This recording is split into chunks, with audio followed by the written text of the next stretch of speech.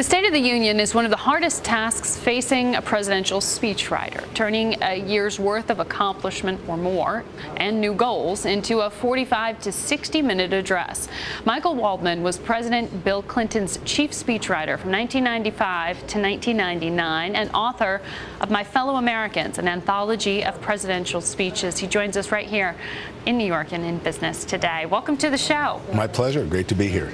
Great to have you. And I know there's a fair amount of science and art involved in this. We want to sample some of your work right now because it's a very difficult environment to try to say something of meaning without getting too specific, right? Let's listen to how you helped President Clinton phrase his address to the nation back in January of 1998. These are good times for America.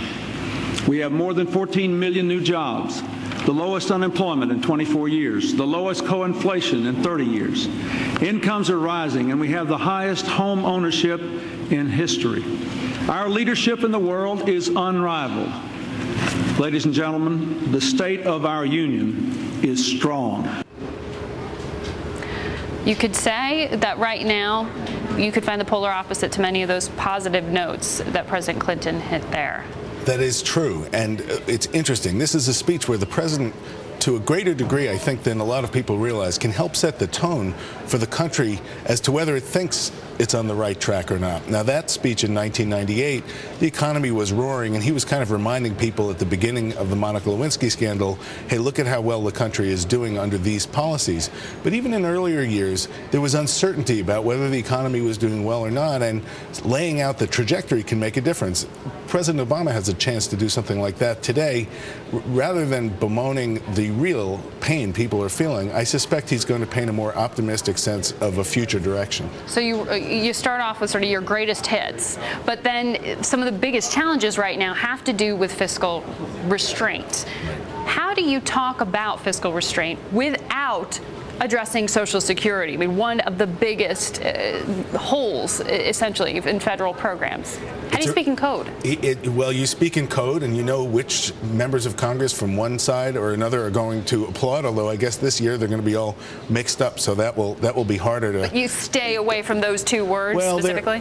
I would imagine that what he's going to try to do, the hard thing for him to do, is to say we need investment now and fiscal restraint, real fiscal restraint in the future, and we need a process to get us to that. And I'm sure he'll mention Social Security as part of that, but want to say I don't want to prejudge it or something like that. I'd be surprised if you'd heard talk about raising the retirement age or something as specific as that before the negotiations begin. But he has to show strength on investment now and strength on fiscal discipline later, and that's sometimes hard to do.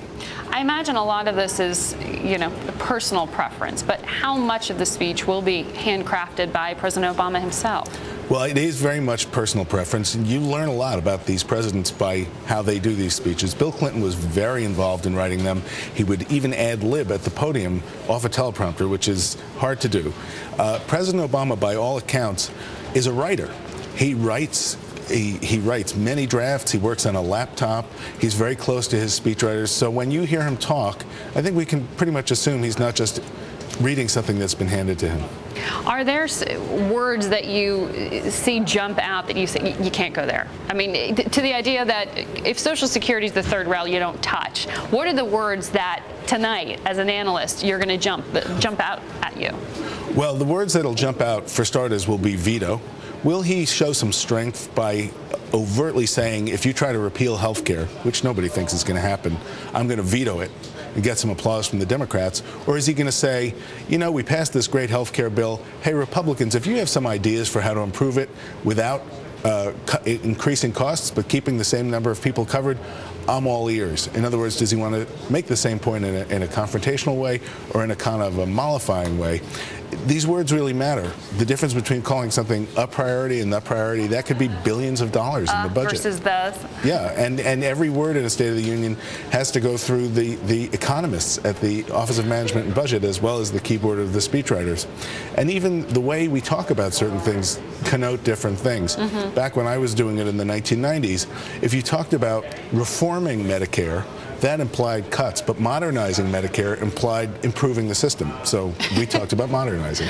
Very quickly, is there a formula, this percentage foreign affairs, this percentage economy? I mean, how do you get the math right? You know, it really depends on the year, and certainly President George W. Bush's speeches, as when he talked about the axis of evil and Iraq, those were heavily foreign policy. Right. I think what everyone in this country wants to hear from President Obama is what is his strategy on jobs, and on not only jobs today, but long-term economic prosperity. What is the vision of the economy that he has going forward, and what's the role for government, what's the role for the private sector?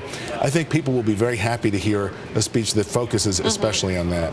All right. Thank you for your perspective. My pleasure. I'd be interested to sit and watch the speech with you. That would be interesting.